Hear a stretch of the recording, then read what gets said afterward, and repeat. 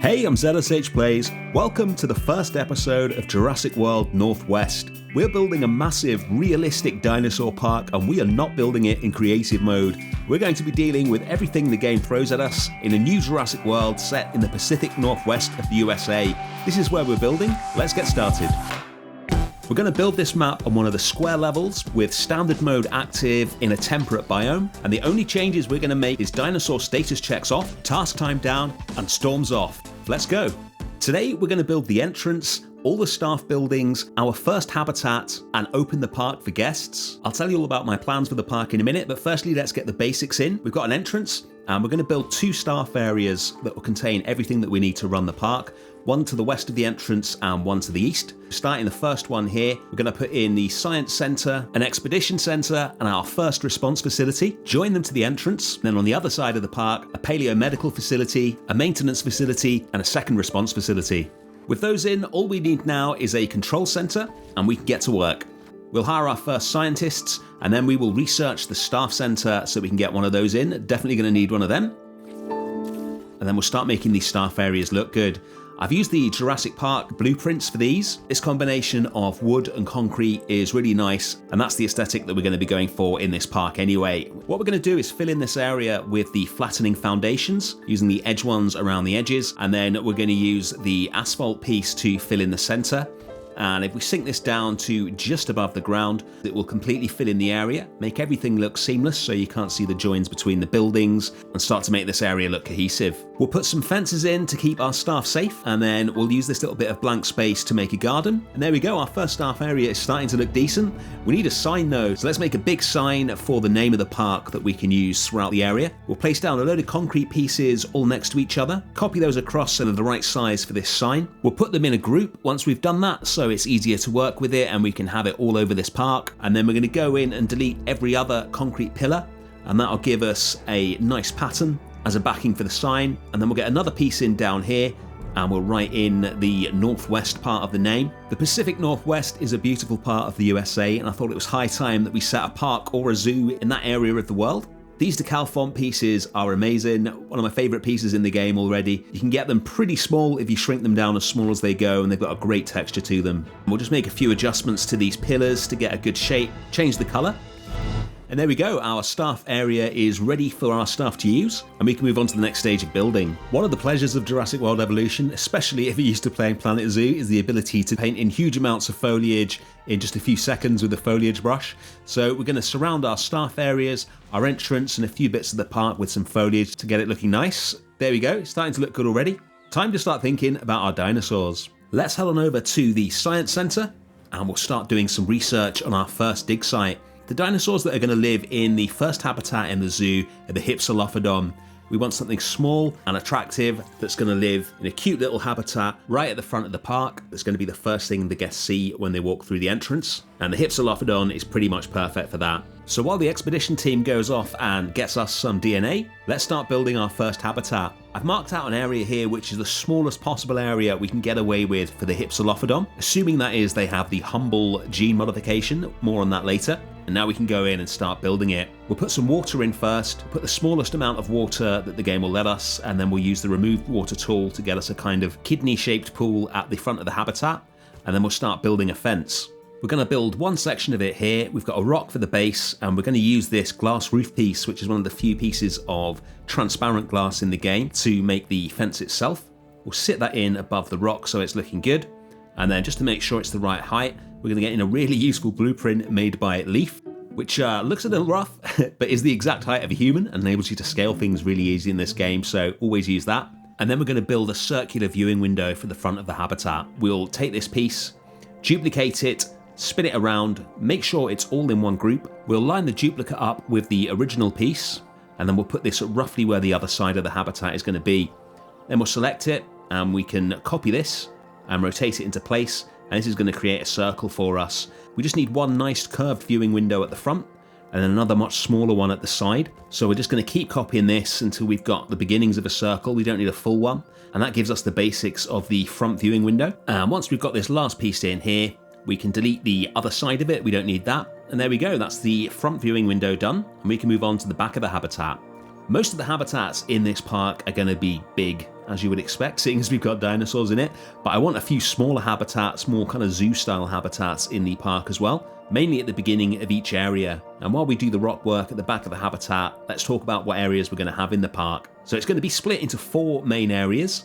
The first is the entrance, which is what we're starting today. And once the guests have gone through there, they're going to get to an area called the beginning. That's going to be full of some of the earliest creatures in the game from the Permian and Triassic periods. And at that point, the guests will reach a crossroads and they can choose to go into the 2 largest areas in the park, the Jurassic and the Cretaceous, which will be full of all the dinosaurs from those eras. And that's where most of the massive habitats are going to be. Going to have a lot of transport options. Looking forward to making some enormous habitats, much bigger than we normally make on this channel. And then in and around those will be some of the smaller habitats like this. Here I'm putting a door in, which is going to join this part of the habitat onto the indoor part of the habitat. Now that's basically going to be implied. The dinosaurs won't actually be able to get in there, but it just makes it look much more realistic. And this door piece is brilliant because it basically creates blackness and darkness behind it, and the light just kind of disappears behind the door frame, so it looks like you've got an opening there, even if you've got solid pieces behind it, which is really useful when you're building.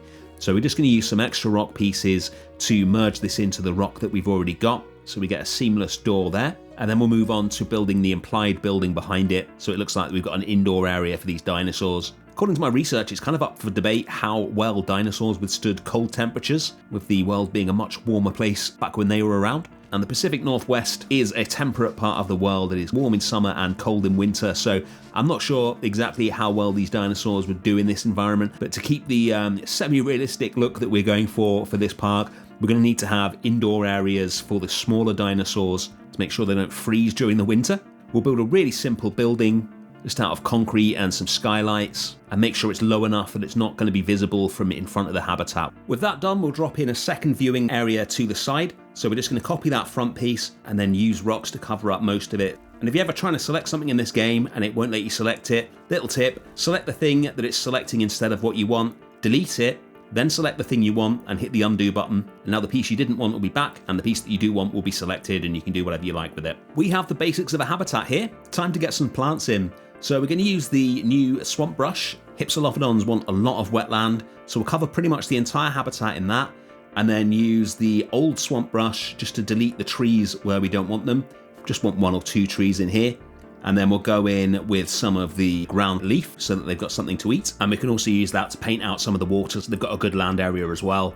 Now, you saw in the intro that we got security cams in this park, and we're going to be using those to keep track of our progress. So we need to research those, and then we can place them in. We'll have one by the entrance and one up on this little mountain I just made to give us a good aerial view, and then we'll be able to see how we're getting on. And speaking of seeing, one of the issues that we're going to have with little habitats like this is they are far too small to have a viewing gallery in, and that's the only way that the guests will look at habitats. So to make sure that the guests are happy when our park first opens, we're going to incorporate a viewing gallery into the entrance building, which we'll be building next week, by the way, so that the guests can still see this habitat from there, because sadly they won't recognize habitats if they're just walking past it.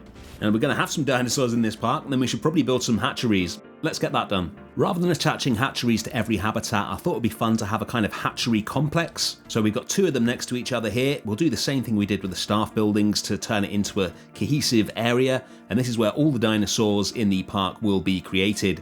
Now, I mentioned earlier that our Hypsilophodons are going to need the humility trait to be happy enough in a habitat as small as the one that we're building for them. And in order to get that trait, you need to unlock it by having at least 8 dinosaurs in the zoo already. So what we're going to do is hatch out 8 standard Hypsilophodons, and they're going to live in a temporary paddock behind the 2 hatcheries for the moment, and then later on they're going to go into one of our massive herbivore habitats as a kind of extra animal for people to look at. And once we've got 8 dinosaurs in here, then we will unlock the humility trait, which we can apply to 4 more Hypsilophodons who are going to be the ones who actually live in our habitat at the entrance. We'll get the humility trait researched, and then we can apply it to our Hypsilophodons and save that for later once we're ready to put them into the habitat. Speaking of the habitat, let's get that finished. We're going to drop a rock into the middle of the water just as a little kind of island for them, and then we're going to start making these walls look much more attractive with loads of plants. So we'll sink a few bushes into them. We're going to turn this plant upside down and use it as a hanging plant, which is going to come down over this rock here. And once we get this into the right position and we're happy with it, we can then copy this over to loads of the other rocks, so we get some foliage growing down the rocks, so we get a lot of green to go with all the grey of the rocks. I really wanted some roots growing down them as well. That always looks good, but we don't have any root pieces in the game, so I'm going to use some of the dead trees, and if you bury those into the rocks in the right way, they'll look like tree roots growing through the rocks. We're also going to put some of the ivy spreads into the rocks. Again, just trying to get as much green into this grey as possible, and we'll also have some plants, or logs in this case, on top of the rocks to make sure that that area looks interesting as well. And then we'll move on to some enrichment for the dinosaurs. One of the things that we don't have in this game is anything for the dinosaurs to interact with in their habitats. So we're going to make some things to at least make it look like they have things to interact with. Starting with a little feeder here. This is just one of the, I think it's the cable pieces. We're going to spin that upside down and change the colour on it, make it look like a little bit of food enrichment for them. And then we're going to make one of the barrels with holes in it full of food that you often see in zoos for animals to have. We'll just use one of these barrels, cover it in this little dot piece to look like holes, position this on the central island, and then we're going to hide some of the dry bushes inside it so it looks like there's bits of hay and plants poking out of the holes for the dinosaurs to eat. We're going to make a suspended feeder hanging from a tree as well, although I'll do that off camera. We'll just get the dry bushes in exactly the right place in this little enrichment item. There we go, that looks really nice. And I also thought it would be cool to have a waterfall in the habitat. Now, we don't really have space here to create a waterfall with the terrain tools, so what we're going to do is take some of the fountain pieces and have them arranged upside down on one of these walls so that there's water falling down it, and then we can use some of the rock pieces, and these underwater, I think they're corals or volcanic vents or something like that, actually look really good as rocks. A few other bits just to cover up all the fountain, and there we go, we've got ourselves a waterfall. And then we're going to join all the water and mud in the habitat onto the land using one of the smallest rocks, shrunk as small as it will go, and just randomly rotate it around the whole area. That really starts to bring things together, and that habitat's looking pretty good now. Let's move on to the viewing area. Something else that we don't really have in the game that we're going to want a lot of in this park is little dinosaur information signs, so we're going to make our own. We're going to use this sign here, copy it on top of itself, spin it around, and then recolor it, shrink it down a bit, and we get the beginnings of a sign here. And then we're going to take this sign, which is even smaller, shrink it down, and then rotate it just slightly forward, so just this little white bit at the top is poking out, and we can use that to make implied text. So we make quite a thick bit at the top, which would be the name of the dinosaur, and then some smaller bits at the bottom, which would give you information about that particular dinosaur. We'll have a little sticker on there, which will be green for herbivores and red for carnivores, and we can just use this on every habitat to give a continuity to the park and make it look like we've got some little information signs. Then we're going to make a much bigger sign for this habitat. I thought it would be cool to have the name of the dinosaur really bold above the habitat, suspended on these poles. And we'll copy that behind itself and change the color so we can get a 3D effect on the text. And put this little kind of gene sign behind it as well, just to make it look nicer. Then we can move on to the guest path. It doesn't matter what this path looks like, because we just want to make sure that guests can walk here. We're going to cover it all up with this piece of wood here and make some decking that goes around the habitat where the guests would stand. So we'll just use this one off-grid piece, and then we'll put this trim piece in as well so it ends nicely. And then we'll just circle that around the habitat like we did with the fence originally. Fill in any gaps with more wood pieces, and then make sure the fence is still at the right height. And we've got a really attractive little walkway for guests at the front of the habitat. And then we can move on to the final task of today, which is to build the entrance plaza where this habitat will sit. For the plaza, normally in Jurassic World Evolution, you would cover the entire thing in paths, but we don't yet have access to the wide paths that make that nice and easy to do. And as you can see, we're down to our last couple of million here, and I'm going to spend some of that upgrading our power options. So probably not the best idea to spend all that money just on researching paths. So we're going to cover it in asphalt instead. We've already put some nice circular paths going around the edge of the plaza. We'll cover the whole thing in a big square of asphalt and then just delete it where it meets up with the path. You can't see the joins, and we get a very precise looking plaza, which is great. And we can get some food and drink in. Really annoys me in this game, as in all the Frontiers games where food and drink are two separate things. Makes absolutely no sense. So what we're going to do is have a food place with the T-Mex logo on it, and then a drinks place that has another food logo on it to look like they're both restaurants that would actually exist in real life and sell food and drink. We're going to use the Tex-Mex blueprints for these for the moment. We'll probably make some custom ones later. A few final details here and there, and the entrance plaza is complete, and we can get our dinosaurs in and take a look at it. Our first guests are in. The plaza's starting to look nice already. And here's the Hypsilophodon habitat. I really like how it nestles into the middle of the plaza here. And the little Hypsilophodon, I've coloured them to look kind of like parrots. Really like how they look there. Great little introduction to the dinosaurs before you get to see the much more impressive ones later on in the park. I really hope you enjoyed this. Don't forget to hit the like button if you did. Let's take a look at where we started today. And this is where we are now. We've got a lot done. Next week, we're going to build a massive entrance building and do some more work around the park as well. Thank you so much for watching, and I'll see you again next week for some more Jurassic World North West. Bye.